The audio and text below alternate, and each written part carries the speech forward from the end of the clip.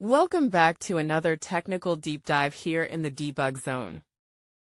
Today, we're tackling a big question and breaking it down with insights from other users. Hopefully this clears up some misconceptions and helps you get the answer you need. So buckle up, stay a little curious, and let's jump right in.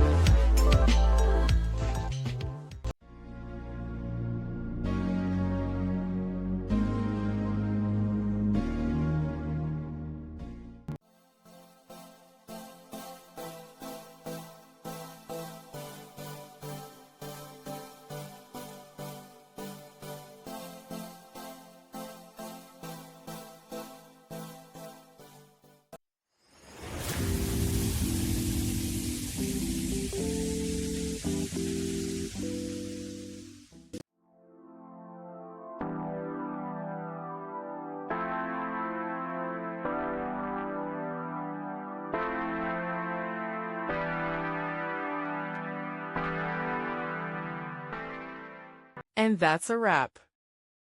I hope you found the answer you were looking for.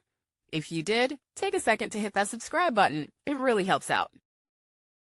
And let me know in the comments which solution worked best for you. See you next time in the debug zone.